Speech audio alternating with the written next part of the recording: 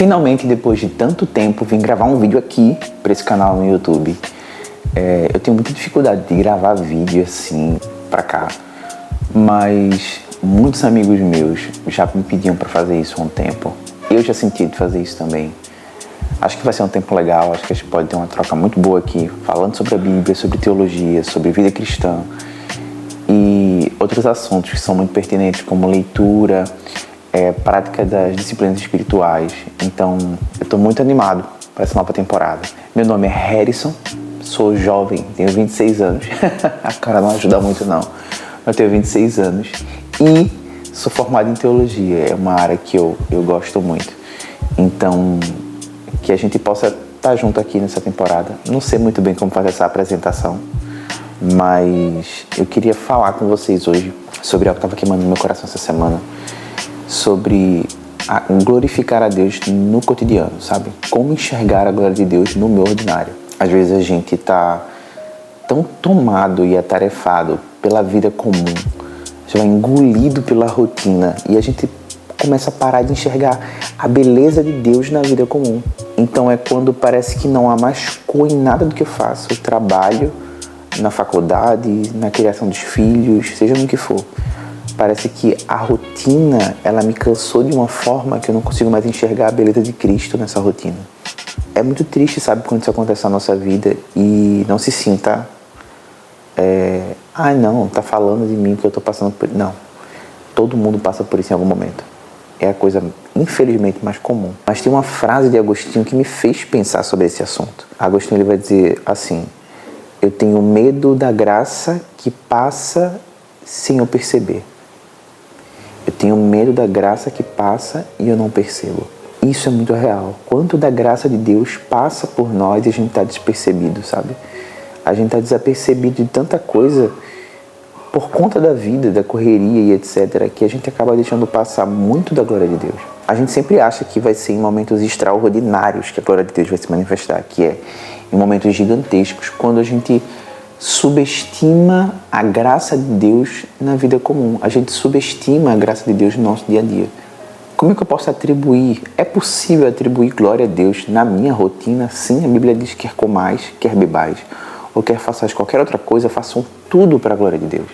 Então, tudo que eu faço pode ser como um culto racional a Deus, pode ser como uma entrega racional. O meu corpo, ele serve ao Senhor em tudo que eu faço. Então, no meu trabalho, eu adoro a Deus. Cuidando da minha família, eu adoro a Deus. E a gente está sempre com a sensação de, não, mas quando acontecer tal coisa na minha vida, então, mas a partir daqui vai acontecer. E talvez não, sabe? A grande questão é, como é que eu consigo ser fiel a Deus no meu hoje, sabe? Como é que eu consigo ser fiel a Deus agora, com o que Deus me confiou? A Bíblia fala que nós, quando nos encontrarmos com Cristo, Ele nos recompensará conforme tudo aquilo que foi feito, não aquilo que seria feito, ou poderia ter sido feito, mas o que foi feito. Então a gente precisa entender que a nossa vida, ela às vezes está tão envolvida com palavras acerca do meu amanhã que eu travo no meu hoje. Tenha planos, tenha metas. É importante você saber para onde você está indo, ou ter pelo menos uma menção de que direção você quer ir, que você quer chegar. São marcos, né? É muito bom. Mas você não pode viver tão preso no teu amanhã que você não é fiel a Deus hoje. E a minha pergunta é: o que é que você tem na sua mão hoje? Sabe? Será que você tem usado isso como uma ferramenta para glorificar a Deus e torná-lo conhecido hoje? A gente precisa ser fiel no agora, para um dia viver o que Deus tem para a gente viver. Mas a gente precisa ser fiel hoje, sabe? E não, só recapitulando para não ficar uma ideia mal compreendida aqui, não é que eu faça hoje esperando viver o amanhã. Eu faço hoje porque Deus é hoje, entende? Ele vai estar no meu amanhã também. A Bíblia diz que Ele é o mesmo ontem, hoje e eternamente. Mas a Bíblia também fala que o meu futuro pertence ao Senhor, não é sobre mim. Pertence ao Senhor, está na mão dEle. O que Deus me confiou foi o agora, entende? A gente não pode ficar preso em palavras do tipo: não, mas eu recebi uma palavra de Deus, eu entendi muito claro que quando isso acontecer eu vou viver isso, aquilo, outro. Joia, muito bom. Mas o que você tem na sua mão agora? Você consegue usar isso para a glória de Deus? Vou dar um exemplo. Você vai ver o encontro de Moisés com Deus ali na sarça. A sarça estava queimando, né? Quer dizer, estava acesa, mas não se consumia, né? Então era um fogo que acendia, mas não queimava a sarça. E a voz do Senhor chama Moisés, à medida que Moisés estava se aproximando da sarça. E ele pergunta a Moisés, o que é isso que você tem na sua mão? A minha pergunta é, você acha que Deus não sabia o que Moisés estava segurando? Deus é onisciente, ele sabia todas as coisas. Mas por que Deus faz esse tipo de pergunta? Porque ele quer chamar a atenção de Moisés para aquilo que ele carregava. Então talvez Moisés ele estava tão acostumado na sua rotina a pastorear ovelhas usando aquele cajado, que ele já não olhava para aquele cajado como algo diferente, era parte da minha rotina, sabe? É que nem quem usa óculos. Sabe você que usa óculos? Você só percebe o quão importante é o seu óculos quando você esquece dele. Mas tem dia que você está tão acostumado com o seu óculos, você entra no chuveiro de óculos, você vai deitar de óculos, só depois percebe que está de óculos. Se torna algo tão comum, sabe? E Moisés está ali segurando aquele cajado e Deus diz, o que é que você tem na sua mão? Vamos lá, de forma natural, o que é um cajado? Um pedaço de madeira, sabe? Que era usado ali para poder ajudar no pastoreio, no exercício do pastoreio. Só que Deus usa um cajado, uma coisa tão simples, como um sinal da glória dele com Moisés para a libertação do povo de Deus no Egito. Nas mãos de Deus, o ordinário se torna extraordinário. Mas você precisa ser fiel no ordinário, entende? Quando Jesus encontra Mateus, ele estava na coletoria. Quando Jesus encontra Pedro, Pedro estava pescando. Eles estavam envolvidos na sua vida comum, entende? Davi, quando o profeta chega na casa de Davi, o profeta Samuel, Davi estava cuidando das ovelhas de seu pai, vida comum. Quando Davi ele vai aos seus irmãos e lá ele encontra Golias, ia ser o maior embate da vida dele, ele estava indo em obediência ao pai, levando a marmita lá para os irmãos dele. E enquanto ele estava fazendo suas coisas da vida comum, Deus manifestou extraordinário. Nas mãos de Deus, 5 pedrinhas. Meu irmão, 5 pedrinhas. Tem uma coisa mais ordinária do que pedra. Qualquer lugar da terra que você for vai ter pedra. E Deus usa aquilo como um sinal de vitória do povo de Deus. Entende? Você vai ter, por exemplo, Eliseu cuidando da terra, quando Elias encontra com ele e joga a capa sobre ele e diz, olha, agora você vai ser profeta também, vamos embora. Ele estava envolvido na sua vida comum. E aí a minha pergunta é, será que eu tenho corrido tanto atrás de incêndio que eu tenho parado de queimar onde eu estou? Será que eu estou tão desesperado para viver coisas extraordinárias que eu não estou sendo fiel no meu hoje a Deus? E aí eu quero propor para você um exercício bem simples. Qual é o exercício? Pega um papel na tua casa. Eu já fiz isso com os meus amigos assim, é bem legal. Tu vai dividir o papel em 2 blocos grandes. Aí num lado você vai escrever assim, palavras. E aí pode ser uma palavra que você recebeu de Deus, pode ser uma meta, um sonho, um projeto que você tem, você vai escrever. E palavras que tenham a ver com o que Deus tem falado para você como pessoa, indivíduo, ok? Você vai escrever lá. Beleza. Do outro lado você vai escrever cajados que Deus te entregou, pedrinhas que Deus te entregou. Quais são essas ferramentas de Deus? Faculdade, rede social, vai ser trabalho, vai ser aonde Deus te colocou, tua família, uma habilidade que você tem muito boa, entende? E aí você vai começar a olhar como é que eu posso viver hoje essa palavra, essa direção que eu recebi do Espírito Santo para essa temporada da minha vida. E talvez seja algo que aponte muito para frente, mas como eu posso viver isso agora, com essa ferramenta que eu tenho? E você vai ver que tem várias palavras que você já poderia estar vivendo. E você ainda não está, porque está olhando tanto lá para frente, que parou de perguntar ao Espírito Santo. Espírito Santo, como é que eu posso fazer para viver hoje aquilo que o Senhor está falando para a minha vida? Sabe? Faz esse exercício, é muito bom. Mas voltando. Às vezes a gente entra num lugar também de comparação. E é bem comum. A nossa geração, sabe, de jovens, que é muito envolvida com a internet, estou eu aqui falando no YouTube, estou envolvida com a internet, que a gente entra num campo de comparação. Então a gente está olhando, por exemplo, para um amigo, para uma colega, para alguém da família, que tem a mesma idade que você, que mora no mesmo lugar que você, ou que está na mesma empresa que você, mas olha onde ele já está e olha onde eu estou. E a gente começa a entrar nesse campo de comparação. Sai desse lugar. Sai desse lugar. O que Deus tem com um filho, ele não tem com outro filho. Deus não repete nada na sua criação. Então deixe Deus ele falar com você e te direcionar para o propósito dele. Mas sai desse lugar de comparação. Eu não posso ficar querendo lutar a minha guerra com a armadura do outro. Davi com a armadura ali de Saul. Não. Davi tinha uma funda, e foi uma funda que Deus queria para manifestar a glória dele. Pronto. Talvez você hoje só tenha um emprego. Talvez você hoje está desempregado, está na sua casa, vendendo bolo, brigadeiro, sei lá. E talvez esse seja o lugar que Deus quer manifestar a glória dele. Sabe? A gente tem uma falsa ideia de que só quando as coisas estão boas, Deus está se manifestando. Quando não. Para que a glória de Deus seja manifesta, muitas situações, às vezes, são ruins. E aí a glória dele faz a diferença. Vou dar um exemplo. Na Bíblia vai ter um homem que era cego de nascença. E a pergunta evangélica, se é que eu posso dizer assim, dos discípulos ali para Jesus é: olha, quem pecou? Foi esse homem ou foi os pais dele? Para ele nascer desse jeito. Ou seja, a pergunta da galera ali era: eu quero saber a origem. Qual é a origem desse sofrimento, desse mal que assola a vida desse homem?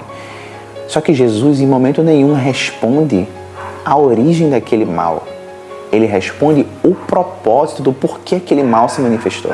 E se eu puder deixar um resumo para você, se eu pudesse resumir tudo que eu estou falando para você aqui nesse vídeo, para de ficar perguntando a Deus o porquê das coisas e começa a perguntar a Deus o para quê das coisas.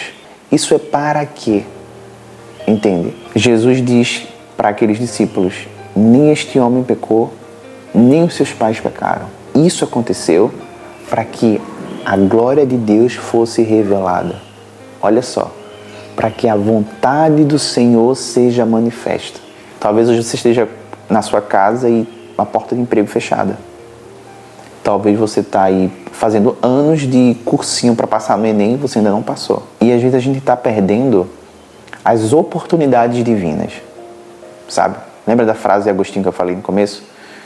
Eu tenho medo da graça que passa sem eu perceber. Será que eu estou tão preocupado com a minha vida que eu perco as oportunidades divinas que Deus coloca na minha vida? Eu deixo passar por mim essa presença e eu perco isso. A gente precisa estimular sempre a consciência da presença constante de Deus. Eu preciso ter muito claro que Deus ele é presente constantemente na minha vida. E um livro que pode te ajudar nesse processo, que eu acho muito bom, é Praticando a Presença de Deus, do irmão Lawrence. Esse livro é muito bom. Olha, lê esse livro, muito bom. Eu preciso ter a constante noção de que Deus está comigo. Por quê? Porque a fé cristã, nem a Bíblia, em lugar nenhum, vai prometer a você a ausência de dificuldades, a ausência de dores, a ausência de uma rotina chata muitas vezes. Mas ela vai te prometer com clareza a presença constante do Senhor na tua vida. E isso nos basta. A presença do Senhor nos basta. A sua graça nos basta. Lembra da resposta de Deus para Paulo, quando Paulo pediu para que ele removesse o espinho na carne, aquele que trazia um certo sofrimento sobre a vida dele. E a resposta do Senhor foi: minha graça te basta. A gente precisa encontrar contentamento no Senhor. Sabe, principalmente você que é jovem, encontre contentamento no Senhor. O contentamento do Senhor não vai vir quando você casar, não vai vir quando você chegar no trabalho que você queria, não vai vir quando você construir o que você queria construir. O seu contentamento no Senhor começa hoje. E aí pensa comigo, se Deus não quiser te curar, imagina essa hipótese, você que está enfermo. Se Deus não quiser abrir uma porta, se Deus não te der filhos, se você não casar, tem gente me ouvindo já dizendo assim: misericórdia, Deus me livre. Meu irmão, é coisa para se questionar. E se Deus não fizer, você continua sendo contente no Senhor? Satisfeito em Deus? Sabe? Será que realmente você tem amado a Deus? E essa é uma boa hora para você recalcular a rota do seu coração. Porque se para mim essas coisas são tão valiosas que quando eu perco elas, eu perco a alegria de servir ao Senhor, de estar com o Senhor? Será que realmente eu creio que Ele é tudo para mim? Que Ele é a minha fonte? Que Ele é o meu bem mais precioso? E por que eu estou falando isso? Porque aquilo que para você tem um valor inestimável, aquilo domina você. Seu coração é dominado por aquilo que é valioso. A Bíblia diz, onde está o teu tesouro, estará o teu coração. Aonde está o seu tesouro, ali está teu coração, meu irmão. Porque aquilo te cativa. Entende? Se pergunta, como é que eu posso tornar Jesus o bem mais precioso do meu coração? O que é que eu posso fazer para que essa consciência seja constante de que Ele é o bem mais precioso? Eu não estou dizendo que vão aparecer problema e agora você vai olhar para o problema e dizer assim, não consigo te ver mais porque a presença do Senhor está comigo. Não, mas você vai se sentir seguro no tempo do caos. Você vai sentir que você tem um alicerce tão sólido que tempestade nenhuma consegue te tirar do lugar. Entende? É nesse lugar que Jesus quer te colocar. Então a gente está, às vezes, olhando para tantos lados, procurando tantas coisas, quando Jesus só quer que você pare, veja tudo que você tem hoje na tua mão e glorifique a Ele. Você consegue glorificar a Deus pelo que você tem hoje? Talvez seja muito difícil, mas talvez seja o exercício que você precisa fazer para esse tempo. Eu queria encerrar lendo uma passagem de Eclesiastes, um versículo de Eclesiastes, que eu acho sensacional. Você lê Eclesiastes, né? Tudo é vaidade, é correr atrás do vento, porque debaixo do sol. A gente lê essas passagens o tempo todo, e tem hora que parece um livro bem denso assim, né? Eclesiastes, pela mensagem que ele traz, mas eu gosto porque contém muita sabedoria, faz você pensar, né? E ele vai encerrar o livro dele de uma forma extraordinária. Olha o que ele vai dizer. Eclesiastes 12, versículo 13. Agora que já se ouviu tudo, aqui está a conclusão. Tema a Deus e obedeça aos seus mandamentos, porque isso é o essencial para o homem. Olha só. Temer a Deus e obedecer a sua palavra, isso é o essencial para o homem. No final, meu irmão, é isso. No final, é temer a Deus e obedecer a sua palavra. Não é sobre tudo que você constrói. Não é sobre todas as obras que você fez. Mas quem você se torna. Quem você tem se tornado. Fica como uma reflexão. Muitos chegarão diante do Senhor e dirão, construímos coisas extraordinárias. Expulsamos demônios, falamos novas línguas, isso. Mas no final, Jesus vai dizer, eu não te conheço. Então, mais do que fazer para Ele, se torne como Ele. Isso é bom. Se torne como Ele. Eu já falei que ia encerrar, né? Mas, por fim mesmo, a gente às vezes está olhando muito para o nosso irmão, lá naquele lugar da comparação. Eu já ouvi pessoas falarem para mim, Harrison, mas é injusto, porque na parábola dos talentos, um recebe 5, um recebe um só. Por que essa discrepância? Eu digo, você não leu direito, né? A parábola, porque a parábola vai dizer que o Senhor deu a cada um conforme a sua capacidade de administração. Então eles receberam conforme aquilo que eles podiam administrar. Injusto seria Deus te dar algo muito além da tua capacidade e querer que mesmo assim você dê um jeito. Isso é injusto. Então Ele entrega conforme a capacidade. E se a tua capacidade era de 1 talento e mesmo assim você não foi fiel em 1 talento, por que você está olhando para o talento do irmão? E aí, por fim, agora eu vou encerrar com isso. O que você tem feito com o talento que o Senhor te entregou hoje? A Bíblia diz que Ele entrega o talento, o Senhor daqueles servos entrega um talento, ele sai, mas ele vai voltar. Cristo vai voltar, ok? Então, que você seja fiel a Deus no teu hoje. Para de correr atrás de incêndio e começa a queimar onde você está. Começa a dar glória a Deus onde você está. Faz feito Lutero disse, lava o teu rosto todo dia de manhã, quando tu lavar teu rosto. Lembra do batismo e vive de acordo. Levanta memoriais no teu dia a dia para te lembrar. Eu, Harrison, Deus fala muito comigo através da criação. Então, quando eu vejo os pássaros, eu lembro na hora, com Jesus dizendo para os discípulos, né? Se o Senhor tem cuidado, tem dado mandamento aos pássaros, quanto mais vocês, que são muito mais preciosos para o Senhor. Então, eu tenho momentos em que eu estou olhando para algo assim, Deus começa a ministrar o meu coração. Faz isso e você vai começar a enxergar beleza no ordinário. Tá certo? Então, um cheiro. Não sei muito bem como encerrar isso aqui, mas eu quero avisar que a gente vai começar com vídeos aqui no canal. Espero que Deus tenha falado no teu coração. Se ele falou alguma coisa muito específica, compartilha comigo, eu queria saber o que Deus está falando com você. E por fim, glorifique a Deus no seu ordinário. Não sei a periodicidade que vai ser esse vídeo aqui, mas se Deus quiser, semana que vem ou depois a gente vai ter outro vídeo também, tá certo? Deus te abençoe.